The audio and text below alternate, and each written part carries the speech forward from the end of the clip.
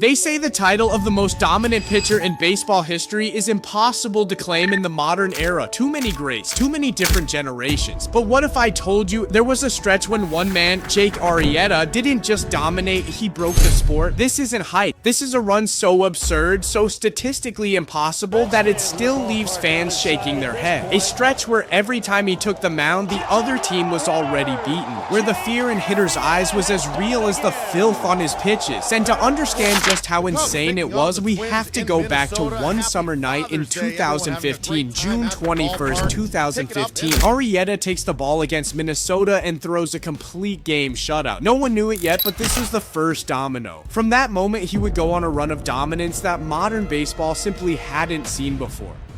One out away from a shutout and a complete game.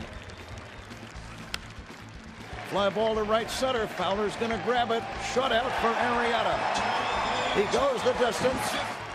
A run that spanned almost a full year, covering both regular season and postseason, and turned him into a living nightmare for every lineup in his path. A few starts later came a matchup against St. Louis that ended in extra innings. Not a loss, just a no decision. But it would be one of the very few times during this run that he left the mound without a win. The only team that actually beat him during this stretch in the regular season was Philadelphia. And even that was because Cole Hamels threw a no-hitter against him in his final start as a Philly. On any other day, Arrieta's performance would have been good enough to win. After that, no one touched him.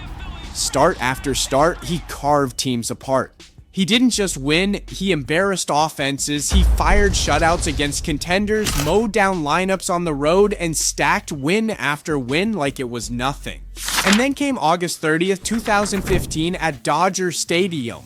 Under the Hollywood lights, Arrieta wrote his first no-hitter, 12 strikeouts, not a single hit allowed, complete domination on enemy turf. That game didn't just make a statement, it sent a warning to the rest of the league. You're not touching me. By the end of the 2015 regular season, his numbers in the second half were unlike anything baseball had seen in decades. A 0.75 ERA, 12 wins, just 1 loss, 113 innings pitched, and only 23 walks against 113 strikeouts. He allowed just 9 earned runs in the entire second half. Those numbers didn't just put him in the Cy Young conversation, they ripped the award out of Zack Greinke's hand. In a year where Greinke had a 1.66 ERA and Clayton Kershaw struck out over 300, Arrieta still came out on top, and when October came, he took that dominance into the postseason. In the wildcard game against Pittsburgh, with everything on the line, Arrieta didn't blink. He threw a complete game shutout, striking out 11 and allowing just 4 hits, one of the most clutch postseason pitching performances in recent memory. He followed that with a win against the Cardinals in the division series, continuing to cement his status as the most dangerous pitcher in baseball. The run finally hit a snag in the NLCS against the Mets, where he took his second loss in nearly a year. But even then, he battled deep into the game and kept his team within striking distance. 2016 rolled around and Arrieta picked up right where he left off. Win after win after win. On April 21st, 2016, he did it again. Another no-hitter, this time against the Cincinnati Reds. It was pure cold-blooded execution.